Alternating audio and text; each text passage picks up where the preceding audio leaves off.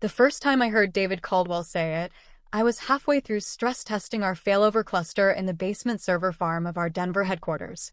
"She's just expensive overhead," he told the board like he was ordering coffee. I didn't flinch.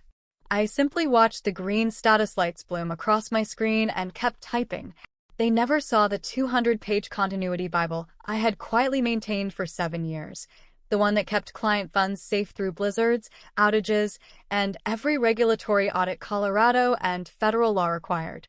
I wore jeans and boots like everyone else on the tech floor. I smiled in meetings.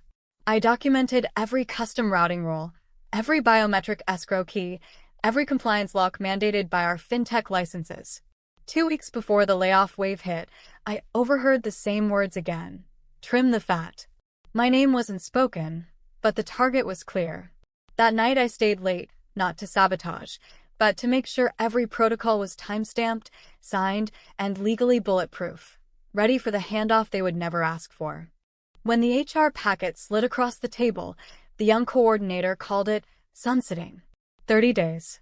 No formal knowledge transfer required, she said, because my role wasn't client-facing. I signed everything except the clause that waived my right to review technical continuity logs. For compliance, I told her calmly. She nodded without understanding. The Friday of my final week, the board meeting was moved up. I was not invited. At 9:58 a.m. I walked in anyway, manila folder in hand, coffee untouched. The room went still. David smirked. "Open mic, Laura?"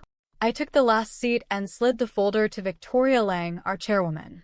Inside were the exact diagrams, audit trails, and legal affidavits proving every critical failover lived behind my biometric signature, exactly as Colorado employment statutes and our own corporate bylaws required for regulated financial systems. Moments later, the screens flickered red. License validators failed. Client APIs dropped. The Singapore contract, our largest, flashed a 12-minute SLA breach warning. Panic rippled. David barked orders. Ryan Hayes, our CTO, tried every override he knew. All denied. Legal flipped pages faster, face paling as the documents proved the handoff had never happened. I stood. "You have 8 minutes before the first regulatory report is triggered." No one breathed. Victoria looked at me, not with fear, but recognition. I spoke softly. "I never wanted to watch you fall. I wanted you to see what I carried." David started to argue. Victoria raised a hand. "Enough." She turned to me. "What do you need to bring us back, Laura?" I didn't gloat. I simply asked for what was fair.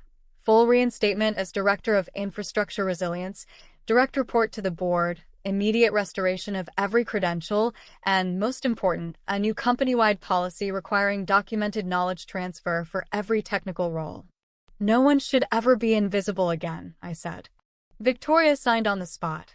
David was asked to resign before lunch. By 10:17 a.m., my biometric keys unlocked the system. Lights turned green.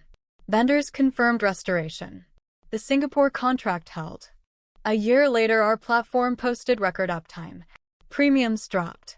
Investors stopped asking about risk. And every new hire now sits through my 2-hour continuity workshop because the backbone of any company isn't code. It's the people who refuse to let it break. I still wear jeans and boots. I still smile in meetings.